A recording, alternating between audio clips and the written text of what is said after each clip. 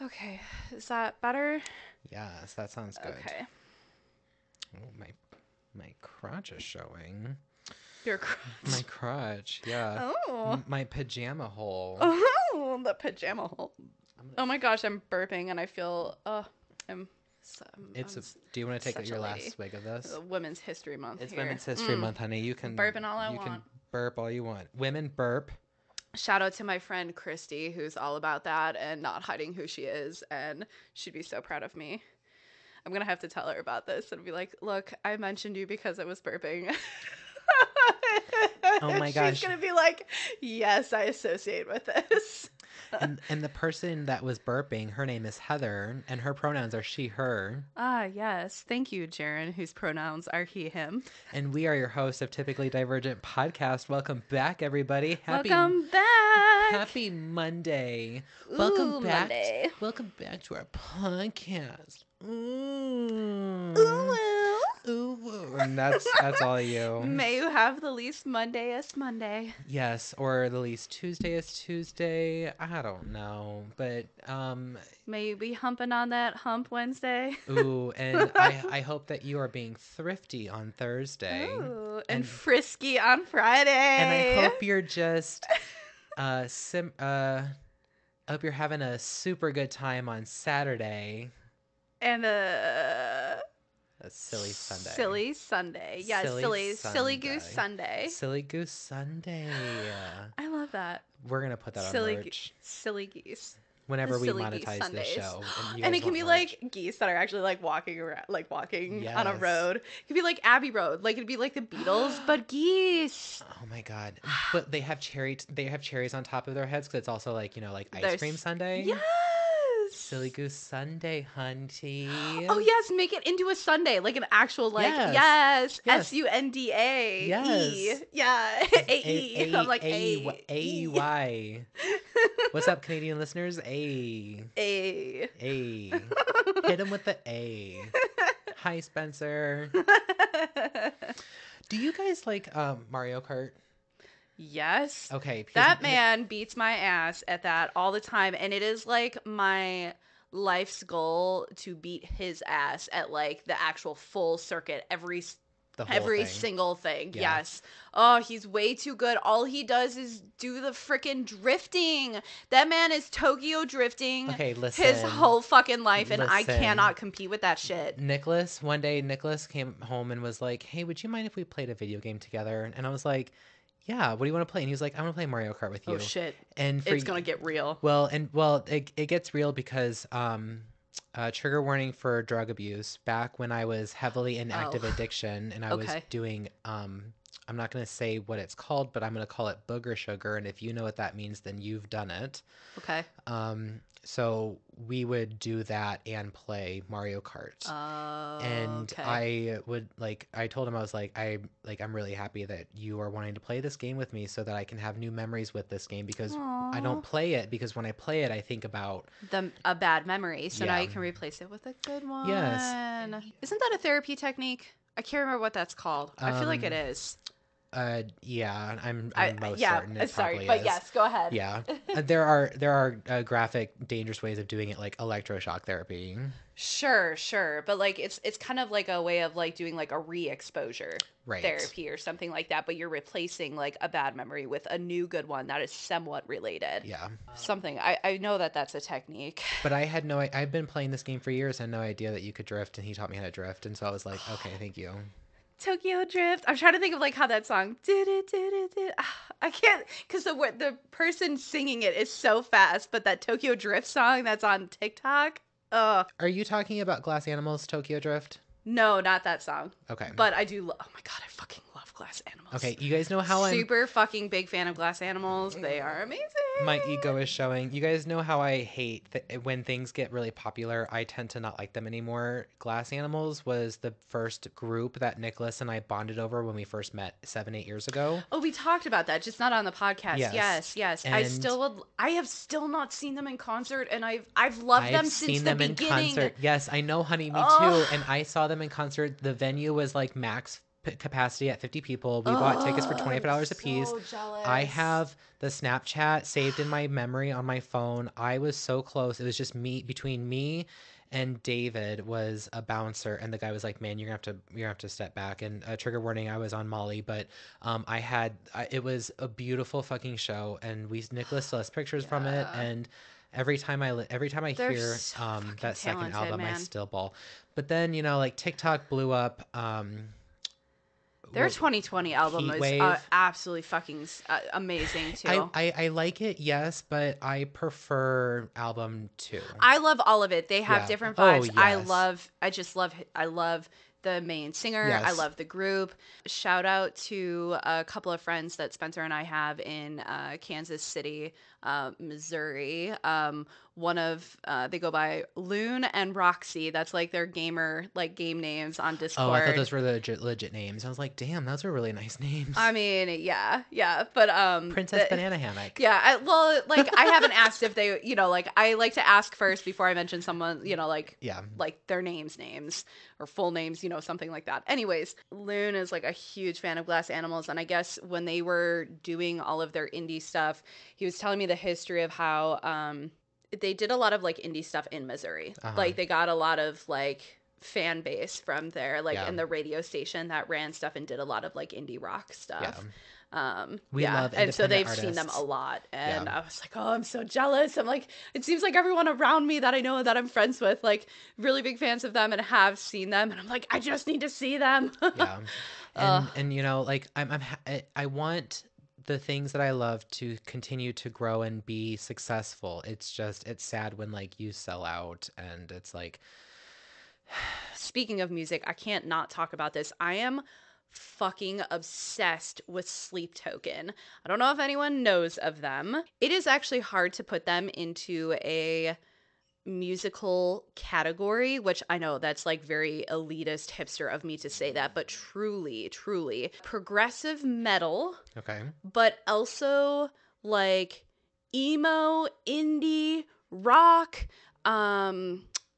what do I call it? Like kind of like that space industrial style rock. Like these guys get compared to Ghost because they are an anonymous band. They supposedly might be like members of different bands already. And like no one has figured out their identities. They also like they wear masks and stuff, and so like they like hide. Oh my god, like Hollywood Undead. Yeah, but like the creative background and story is that they're a group of members who are a cult who honor the demon known as I'm good, never mind. Sleep or something like that. Yeah. But it's like their creative background. Have you heard of Abelheart? He's got that song. It's like, I look so good, I feel so right, I do what I want, and do anything twice, and know my worth, push that word, walk through life with a cheesy smirk, feel 10 feet tall, I'm up so high, I'm up right here to the day I die, whip so clean, whip so nice, something like here for the rest of my life. Oh my god, she likes the way I like to take my shirt off TikTok. I fucking love the music I'm finding from TikTok. But that yes, song and Whisper, I want to hear you whisper in my ear. Yes. I'm like, oh my god. Yeah, music discoveries on that was another reason why I really liked TikTok even back in 2020, because part of the problem is that like people struggled to create and to make music, and also like finding the music, and because like concerts weren't happening, so people weren't spreading like videos of like, oh my god, this new band that's like was one of the minor bands right at this rock festival, and now it's like, oh my god, they're amazing. I love discovering music on TikTok, and like also like people doing acoustic sets like Glass Animals, and who else did a lot of acoustic live stuff that I was listening to? I like, of course, now that I'm trying to think of it, I can't think of it. It's the ADHD for me. It is. But when they do those acoustic sets and stuff, and then you see it on TikTok, it's like, okay, here's another way of finding this. Like, I used to find everything on YouTube. Yeah. I'm trying to think. We're going to take a momentary pause so that Heather can find this. Yes, my ADHD with my music. Doing this. Oh, I cannot help it.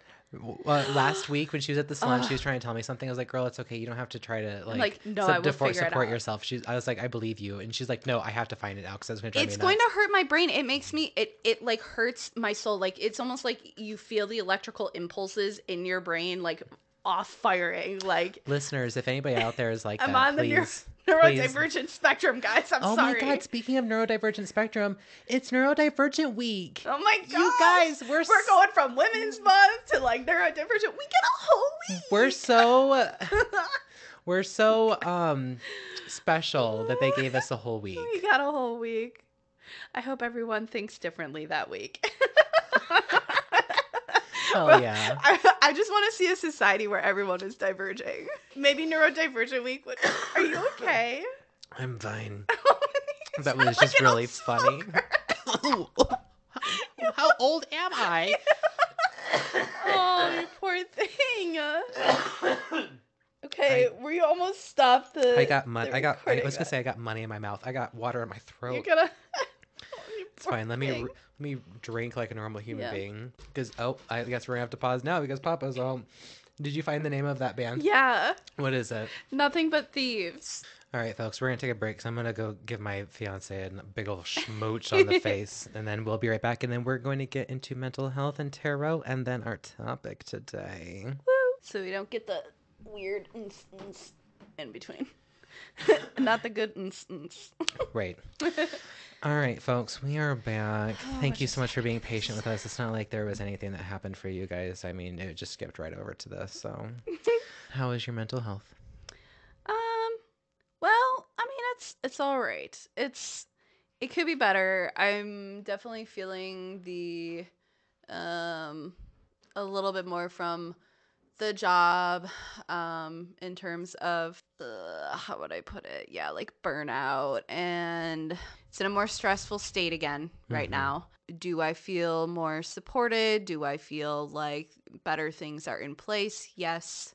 Than the sheer overwhelmingness that there used to be. Absolutely. But I have to be careful because like it's like I know that it's getting to that point again. So like, okay, where do I put those things in place, right? Set those boundaries. I feel like I have supportive people by me to help me set those boundaries and make sure I'm keeping them, like, and being in, like in talks with like my leaders and things like that. Yeah. So the American system is designed to cause burnout at such a young age. To cause as much until you set those boundaries and you have to constantly keep them. That in itself is what's stressful though to me. Is like, why do I have to why do I have to keep dealing with these boundaries in the first place? Can we just not?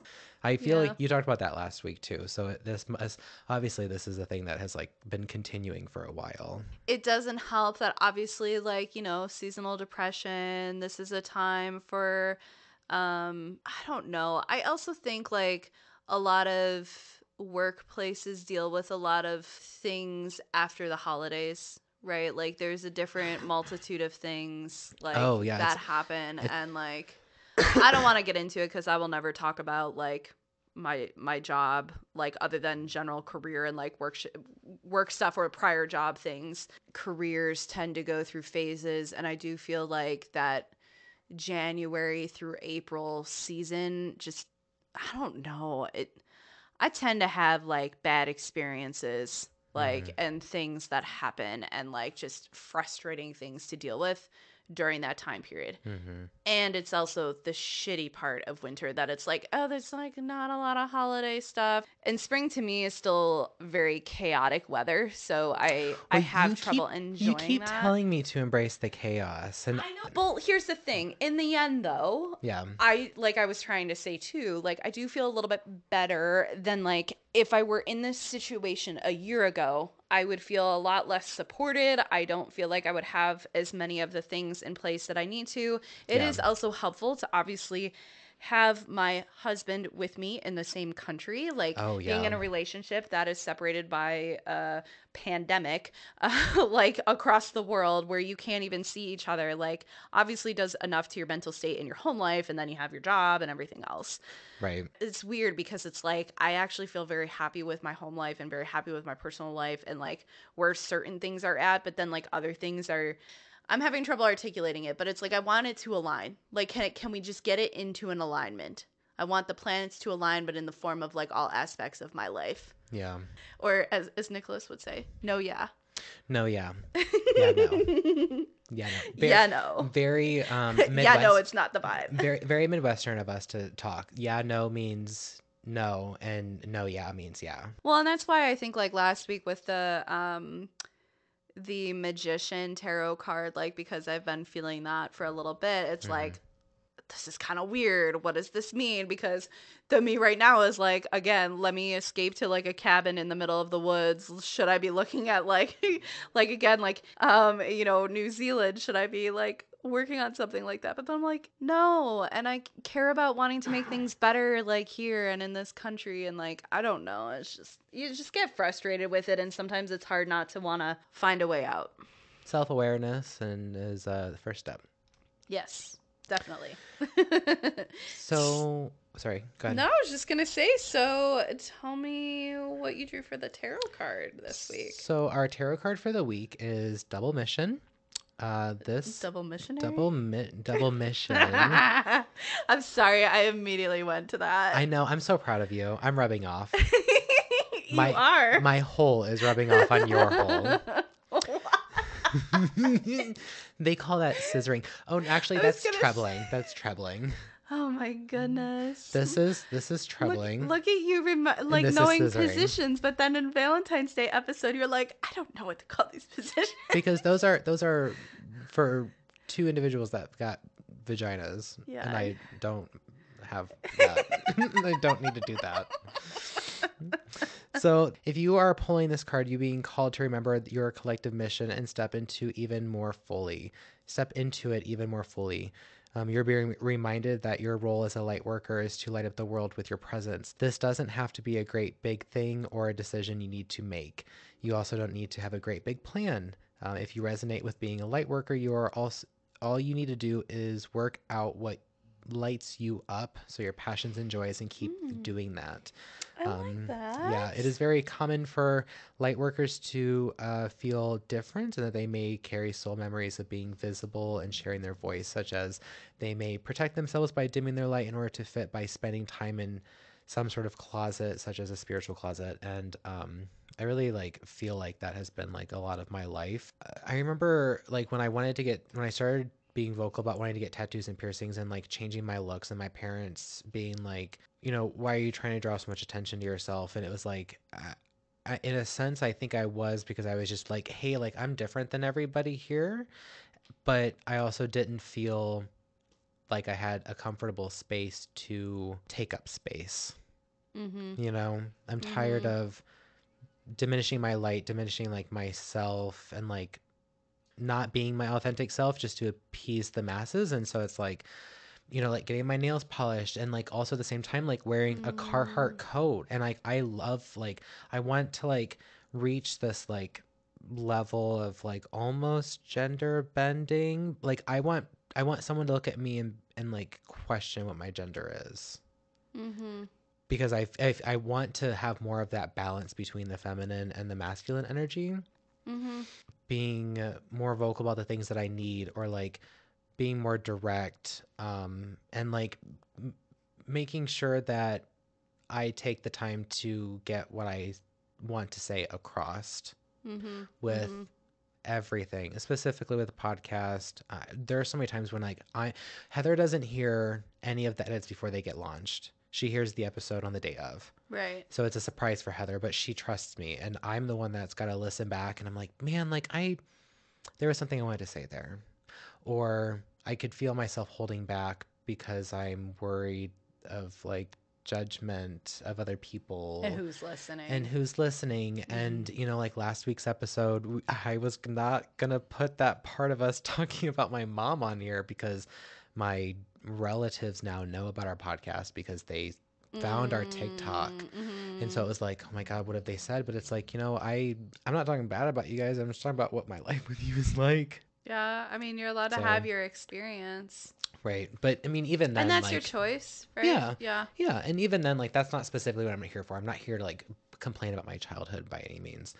Just, or in doses, right? In doses of it, right? When we talk about the related mental health aspects. Sometimes I worry that that people are going to look at me like I'm just another man talking nonsense, but nothing of value is coming out of my mouth.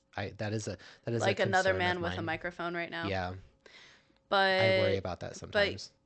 But you support women sitting at the table with you, and you support minorities sitting at the table with you, and you support people who aren't just straight, like Yeah.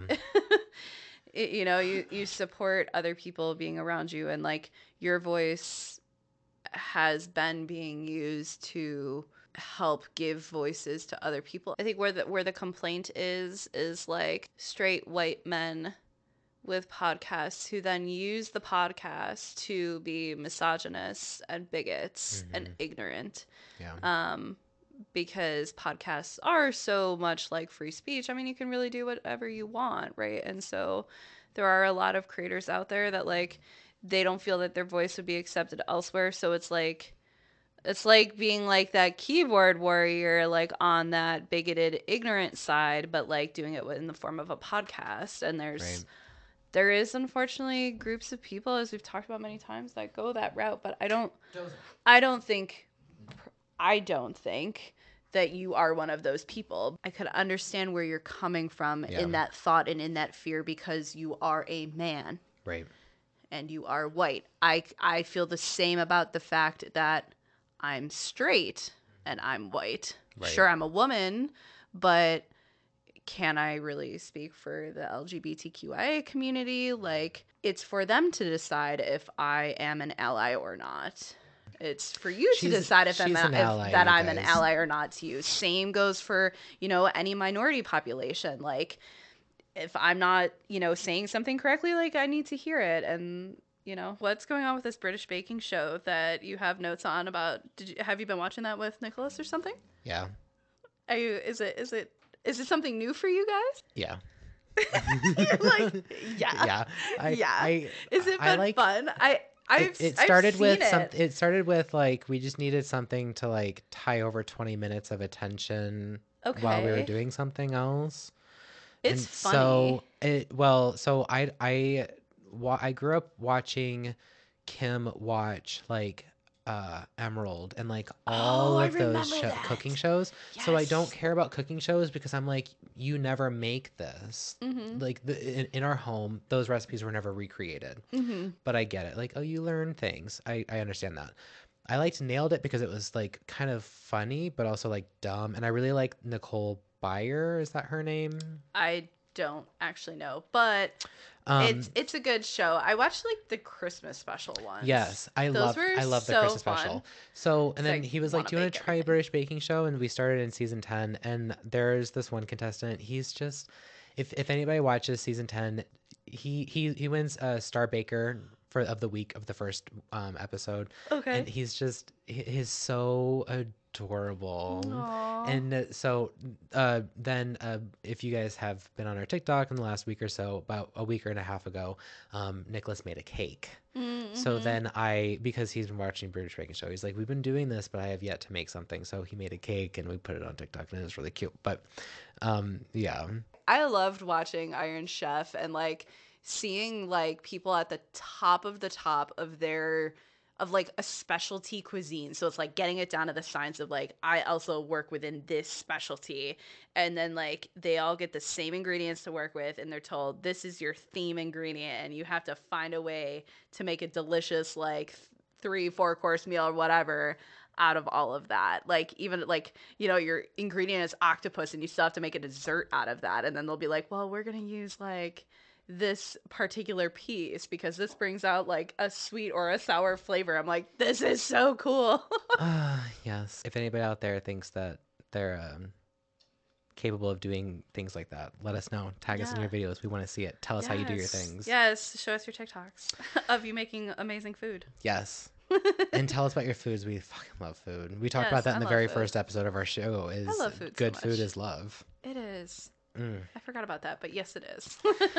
So in this week's episode, you guys, we are going to be talking about Ostara. Yes, this episode is coming out a week before the actual holiday to get anybody a head start. Yes. So Heather did some research this week, and she is going to teach us something today. Yeah. So, and I do want to like take it back also to your tarot card reading for the week. I think it was actually, again, I think sometimes we pull like really interesting cards compared to the topics.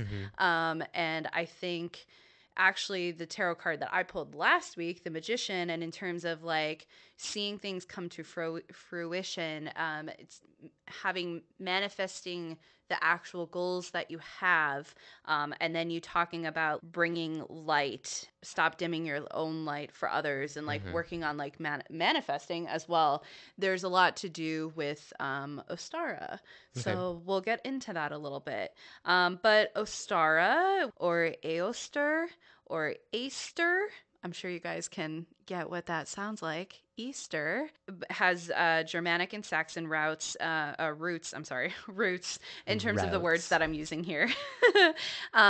This is our Sabbath on the wheel of the year for the witch's wheel that represents the spring equinox. This is the beginning of life. Yes, and sunshine and warmth and hopefully getting rid of the saddies of the winter. So this takes place this year on March 20th. So again, it'll be about a week from this episode. It usually takes place around the third week of March.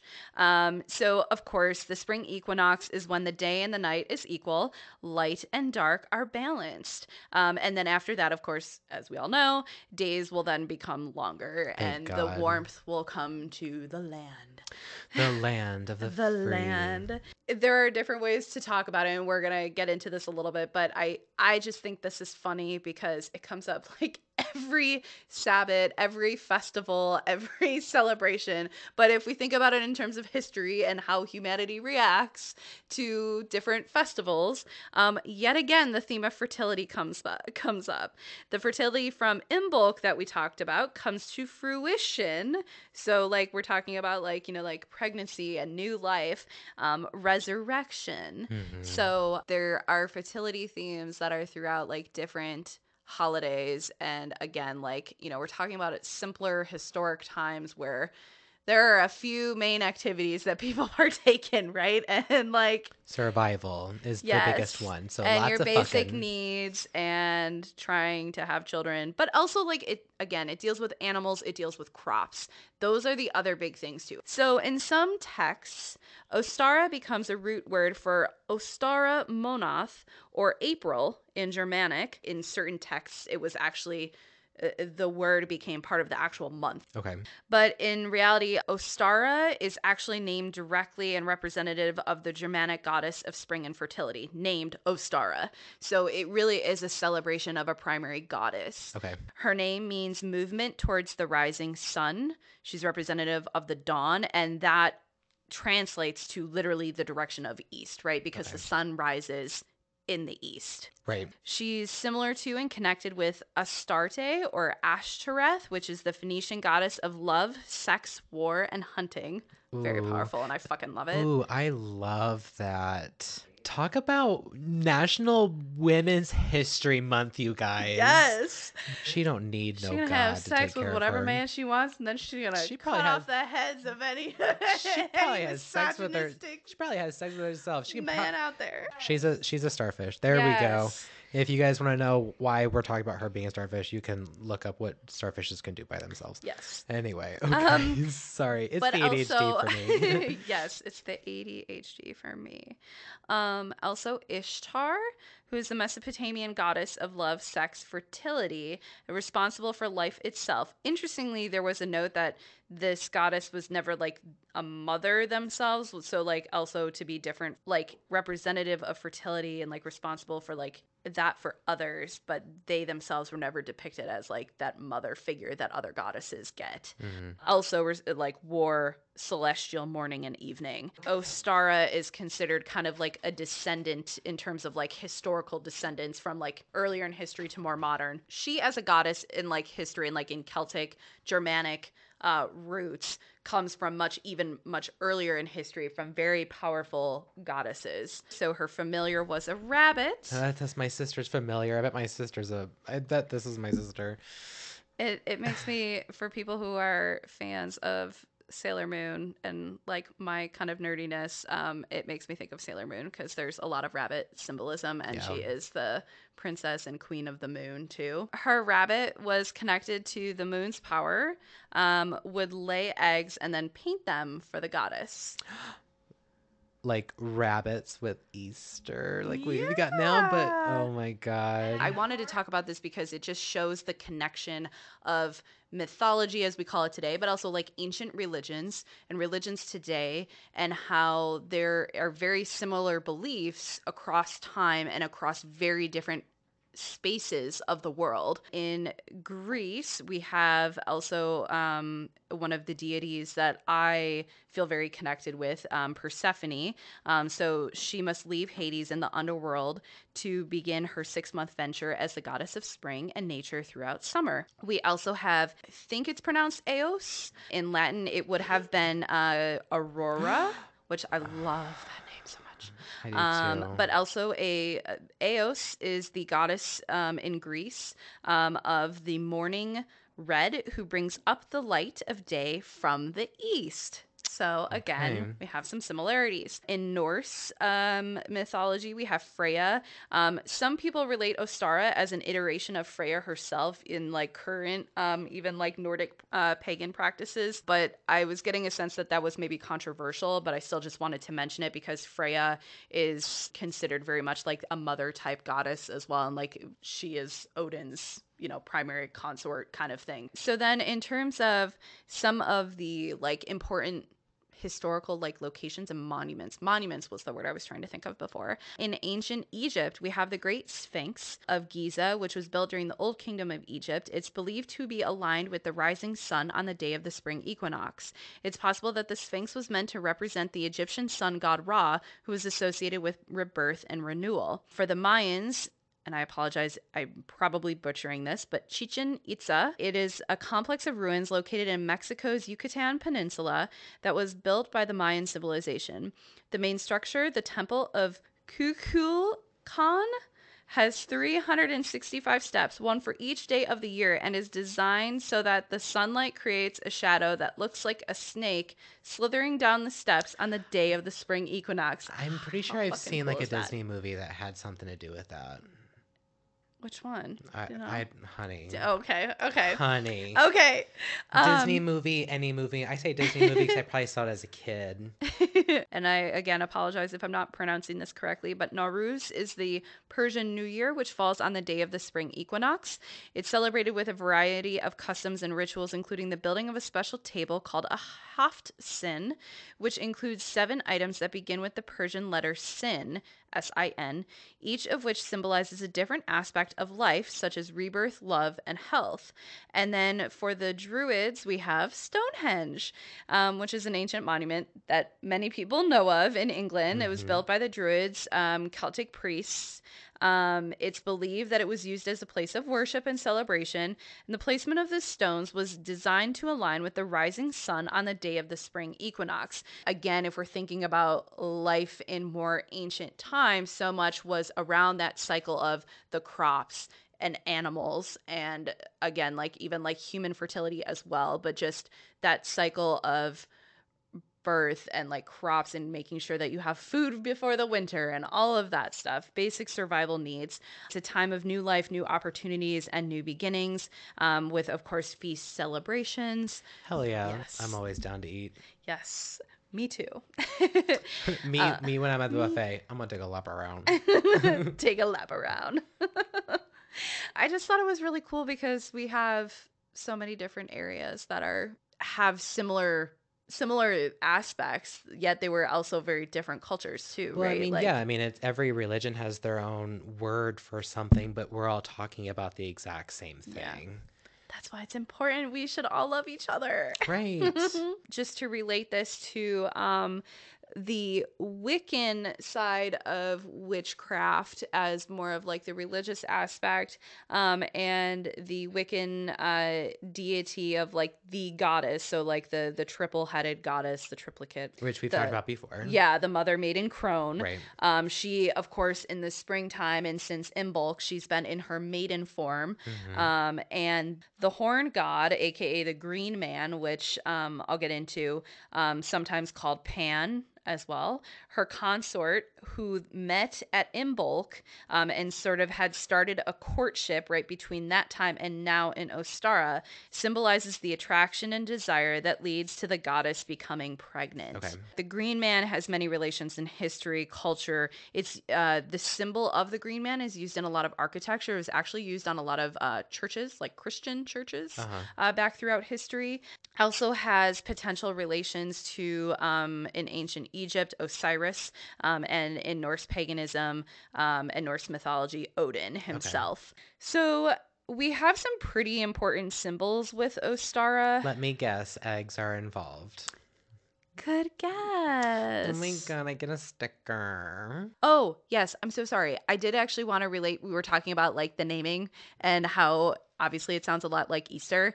Easter has pagan roots to it. Right. So like Christianity in many ways adopted pagan traditions that were already in place and things that were ongoing and kind of like took them and like assimilated them into their own feasting and different celebrations and the stuff related to Jesus's resurrection. Right. and also with Passover and things like that. For example, the dating of Easter has pagan roots itself. Easter is on the first Sunday after the full moon following the equinox. So it's literally based off the moon. Right. And I've literally had Christian people tell me, like, I've been like, I don't know when Easter is. And they've literally told me that. And I'm like, oh, but everything else about the moon is too spooky to talk about. But witchy. But that's how you'll remember that one. Yeah, like we're doing it based off the moon right. Alignment here Easter. One year Easter was on 420, and like I was just happy because it was on, I didn't have to request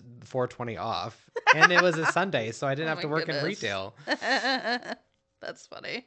So tell me about that symbolism. So you were correct. The egg is a very big symbol of Ostara. It's the motif for every spring equinox celebration. When I was reading things about it, it really brought it all the way back to the concept of the world or cosmic egg that people might have heard about. It's basically like this multicultural primordial concept of the beginning of life and the beginning of time for humanity that leads to humanity's existence. So like just as we talk about like evolution or like in Christianity, they talk about, like Adam and Eve. The concept of the cosmic or world egg is another popular symbol utilized in different belief systems as a way to tell the story of how like the actual world began, like so like animals itself. Plants, so like creationism or humanity. It's also very similar to like the concept of like the seed of life.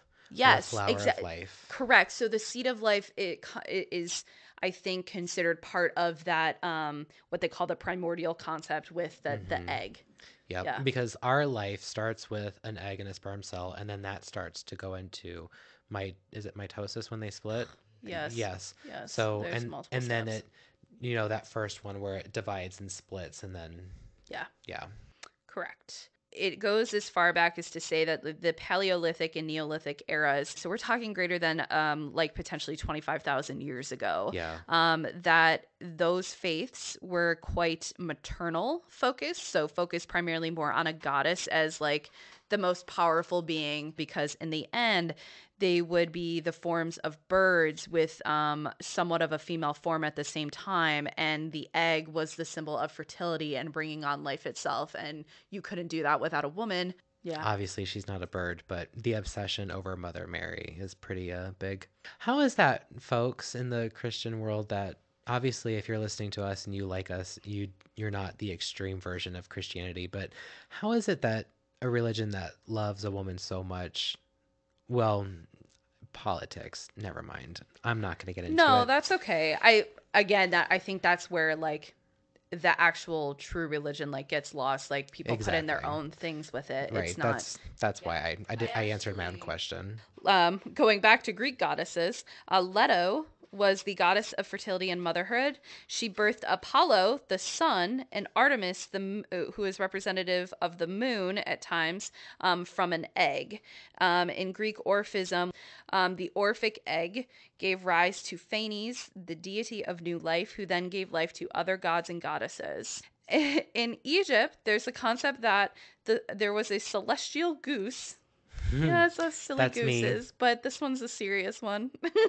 Laid an egg, giving birth to a solar type of bird, which gave heat to the world. So the primordial concept there, that like it gave birth to things that then allowed life to have a place to live. For Ostara, in honor of the goddess and her rabbit, eggs were planted in fields to encourage growth of crops, as well as eaten to promote fertility. Maybe that's why we do Easter egg hunts. Yes. Then we have Lily of the Valley, which was a particular, it's a particular plant flower. And so for Ostara celebrations, people would throw them in the bonfires as an offering to her. Oh. The rabbit. So getting back to that, there's a couple different stories that have been told about Ostara's rabbit familiar. Okay. So the first one talks about where the hare was actually once a bird with an injured wing.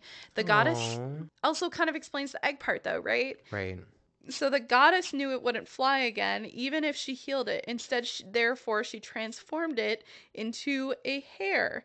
To thank Ostara, the hare lays an egg for her every spring on her festival day. Oh, that's so cute. That's so much better than it's the like groundhog. A little familiar that's like, hi. The hare will lay eggs and then actually will paint them and give them to her as a present. The second tale explains that the hare was once a bird that delivered messages of spring to Ostara herself. She transformed the bird into a hare so it could endure the winter and survive it, because as a bird, it wouldn't, right? In memory of its former shape, it lays colorful eggs every year for spring. The rabbit also represents, it is well connected with the moon. Like I was saying, her familiar was connected to the moon's magical powers. So the rabbit also is a symbol of moon magic.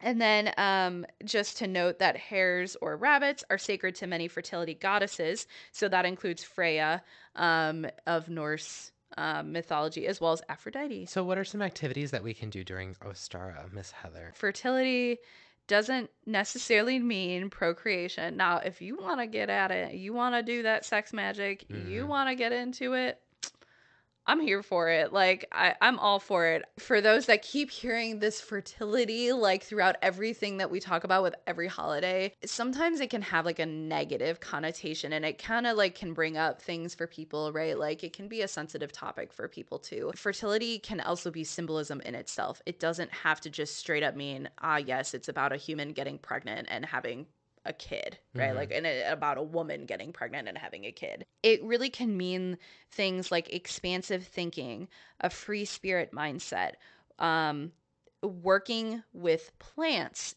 and animals that can birth new life. It, again, not having to be human. How interesting that I just recently planted a bunch of new herbs. See? Hell yeah. You are literally, if you didn't do that, right, that wouldn't create new life, but you are using your hands and my energy, your energy and your intent to, there's like a word that I'm trying to think of and I can't, but anyways, you are directly helping something to bring in new life. Right. And I also feel like some of the reason why it does, carry a negative connotation is that, in many ways it's been weaponized in politics, particularly in many areas of the world where women are oppressed. So it is important to consider it in itself as a symbolism rather than the literal sense in today's feminism. If you set goals and plans for new endeavors in Imbolc, because we talked about that as well. We did.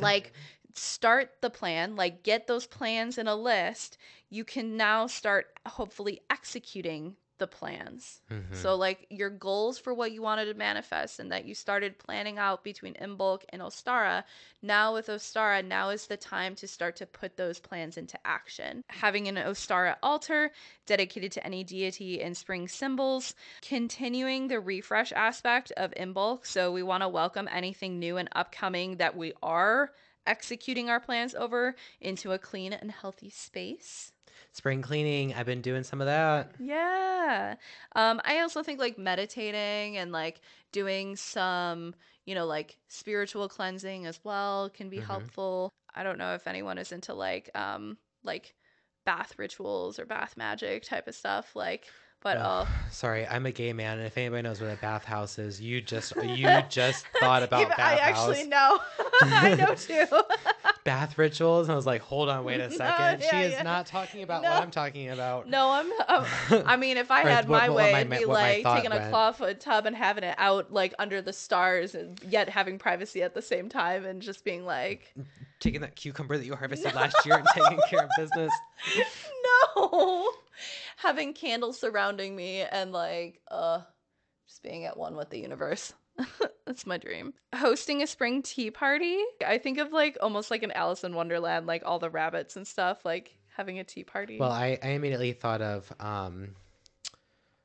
Melanie Martinez, because last week her third era came out, and so I was thinking about her first era in Crybaby with all the pastel colors and the little tea party that she was having in one of those music videos.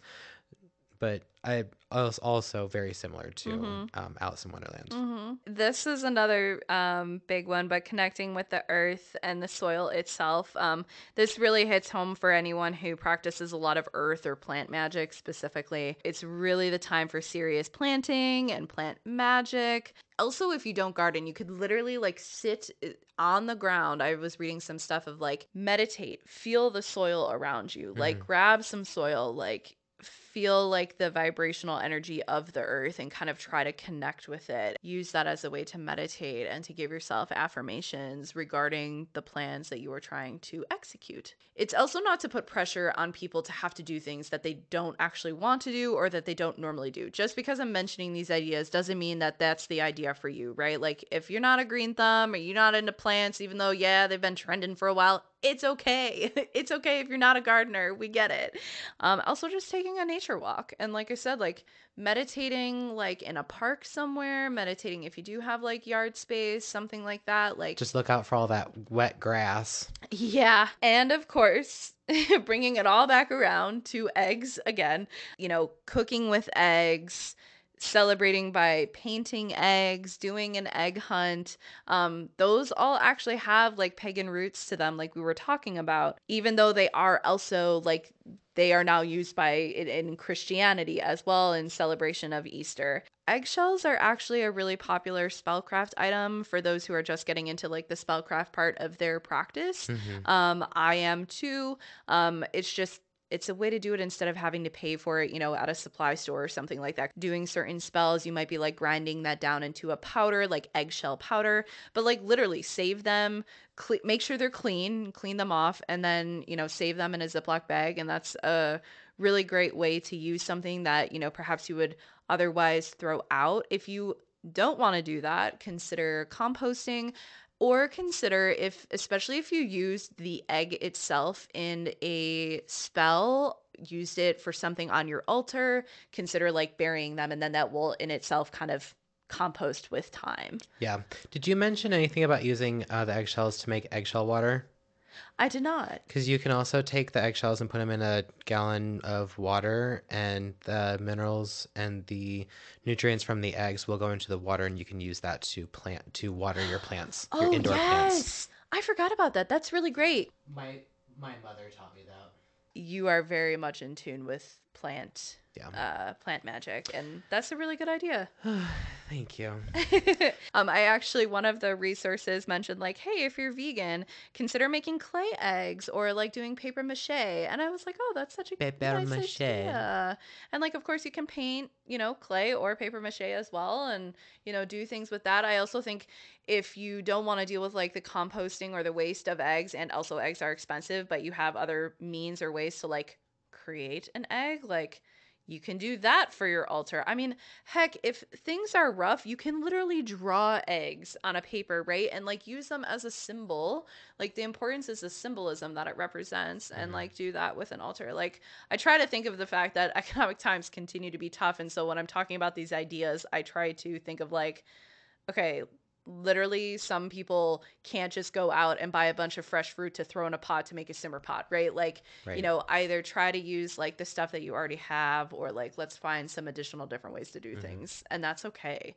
And then last but not least, one very specific cultural thing that I think is very, very beautiful, Ukrainian egg folk art. Um, if you guys don't know about it, please look it up. I think they're absolutely gorgeous. I hope I do not butcher this, but uh Pisanki. Pisanki? We're gonna say Pisanki. Yeah, Pisanki. I can't. I said it with a southern accent. Oh my goodness. When I try, I can't do something. Give me them Pisanki eggs. Pisanki eggs. Pisanki eggs. It's Pysанky. Like you think painted eggs and like high level artistry level kind of painted eggs. They're absolutely beautiful. Yeah, I'll have to check them out. There is Ukrainian practices around this time and like in celebration of Spring Equinox that had to do with, so I wanted to mention that. Awesome. Yeah. Well, thank you so very much, Heather, for all of that information. I appreciate it. Yeah. We're going to do a quick little bit of listicle. We're already at the time that we are recording this, and the weather is getting really bad outside right now, and I need to make sure that Heather gets home safely. But we did mention last week that we do a little listicle. We're not going to go through all of it because I know how we are, and I don't want to spend 30 minutes doing this because I don't want to... I don't figure out what to cut. I know, but that's still... You can still cut stuff. It's all good. I want to make sure that you get to go home and relax. So... this is 34 things that Gen Z is tired of millennials doing. The term, quote, your journey. Millennials love referring to overcoming a personal problem as their journey, which is so true. The phrase, I deserve a little treat. Millennials love to say, I deserve a little treat while buying basic necessities. I'm sorry, but our parents taught us that necessities were not... Our idea of a necessity is a lot different than your guys' ideas of a necessity. The things that I would purchase or have in my life to actually make me happy were not considered necessities up until I put my mental health first. So like I can understand that. But we all deserve a little treat. Yes. Treat yourself. Treat yourself. This one I really hate, the phrase I was today years old. Oh yeah. Like I was today years old when I learned this. This one reminded me of you, the phrase cuteness overload. Oh my goodness. I used to say that all the time. I don't say that particular phrase anymore. Oh, but yes, I used to say that all the time. I feel very attacked by this one because it's the phrase, I'm a 90s kid. You're not a kid anymore, Brian. You're 30 years old. It's time that you schedule your own doctor's appointments. Listen, the 90s were... One episode, we're going to talk about the reason why the 90s was the best. I mean, everyone thinks that their decade's the best, right? But it was such a unique time. Yes. Such a unique time. It's kind of like how I think like Gen Z is like getting back into like it. They really honor the early 2000s, but like because they were kids, they didn't wear like the teenager and older kids clothes, and they're like wearing the teenager clothes of the early 2000s that we used to wear, and like that's their thing. And I feel like there's kind of an obsession with the early 2000s, which is when they were kids, and so I'm like, the turn of Y2K. You're gonna have the same thing. The turn of Y2K was it was like a complete 180 from where we were in the 90s. Yeah. And even 2010s was a completely different turn from where we were in the Y2K. Yeah, I think one of the biggest differences is we have like the pre and post like 9/11 type of thing. And so like Gen Z is definitely the generation that's like post that. Oh, of course. And it's it's very interesting. The phrase, I didn't expect to cross X off my bingo card. Oh, that really became a big one because of 2020. COVID. Yeah, because we were doing those bingo cards on social media to like oh, my song of the day is going to be this today. It's like Gen Z gets very quick to be like, oh my god, that's cringe for like something that just happened a month ago. I hate. Like It's like they love viral stuff, but they're so over viral stuff like the immediate like day after it became viral. Like it's almost like so fast that it's like, okay, wait, maybe y'all gotta slow down a little bit. Right. Using SpongeBob references in general. I didn't like SpongeBob growing up, but now that I'm an adult, I use SpongeBob references way more often than I ever did. The overuse of reaction GIFs, which I heard they're pronounced GIFs, but we're not going to get into that today. But I fucking love GIFs. Definitely GIFs. I fucking love GIFs. Who says GIFs? It's definitely GIFs. Well, technically the creator said that it's no, fuck GIF. That shit. It's GIFs. I know. It's GIFs.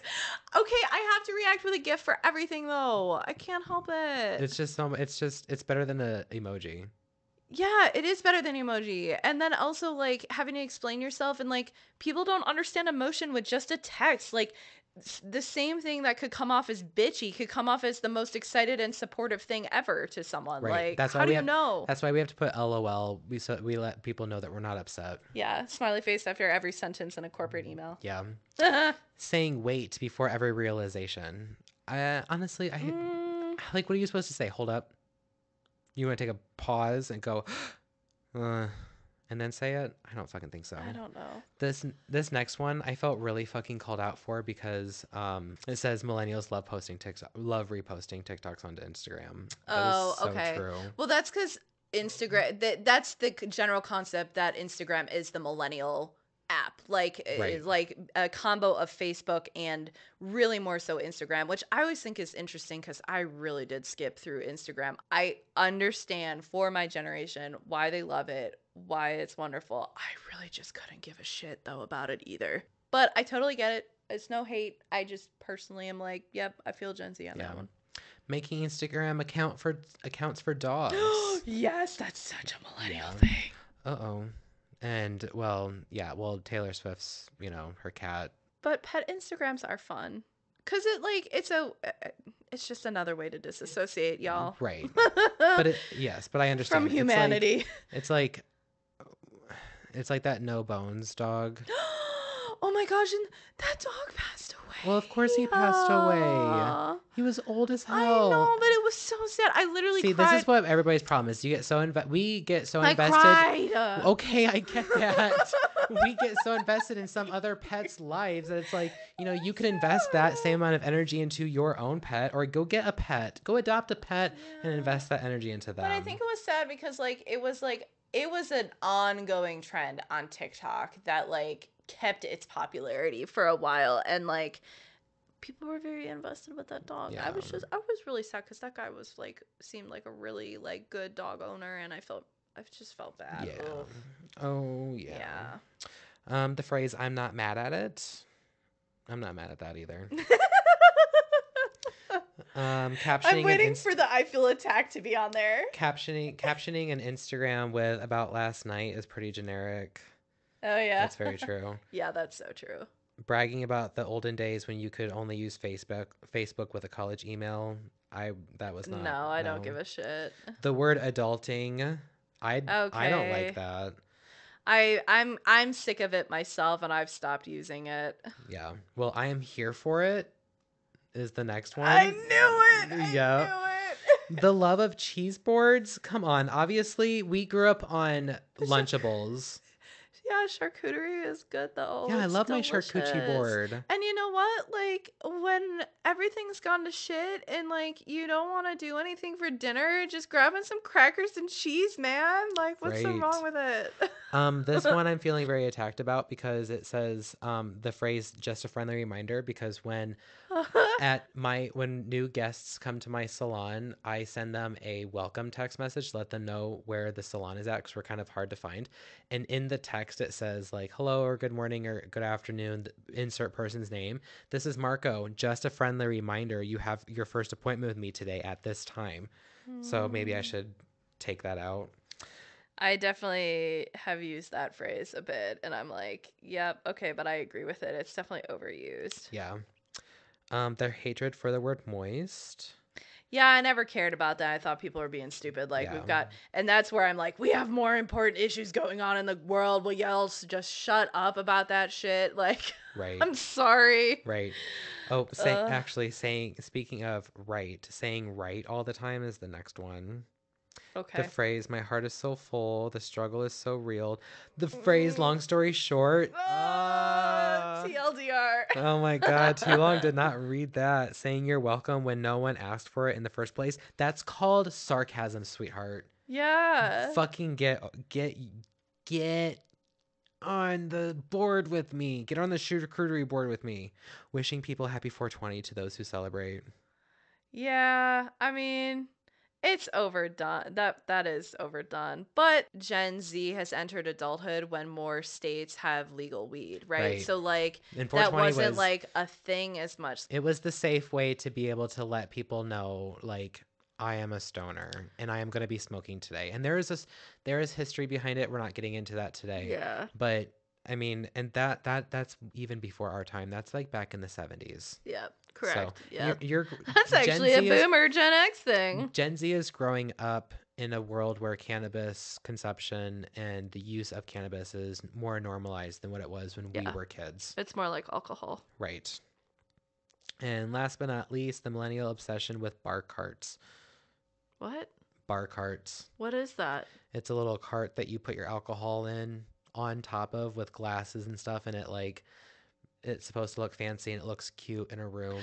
Oh, like bar carts, like in a little like, okay. Like a little. Those are cute for greenhouses, though. Well, yeah, if you're not using it for like alcohol. Yeah. Yeah, if you're using it as a tool and not just a decorative piece to hold your liquor. Yeah, I don't care about that. I got a full bar. I've seen her bar. That's an heirloom piece from my grandfather, though.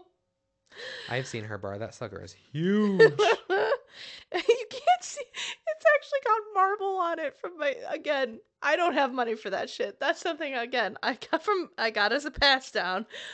But there's so much stuff on it. You can't see the marble underneath. Oh my God.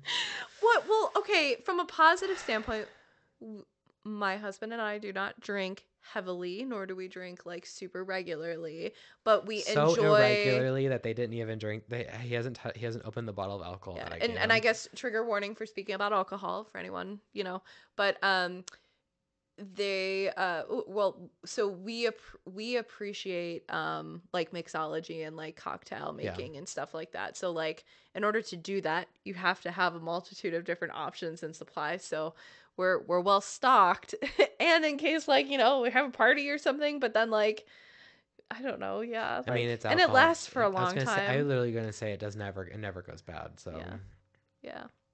Oh well, everybody, thank you so much for listening this week. We really appreciate it. Yes. Thank you so much, Heather, for doing the research for this week. You're welcome. And we've got another fun and exciting episode planned for you guys next week. So until then, happy Ostara. Happy Ostara, guys. I hope your National Women's Month is going well. And hopefully by now the world is in a better place than where it was when we recorded this just a couple days ago. So so we love you so very much. Love you guys. And you'll hear from us next week. And this is us signing out. Bye. Bye.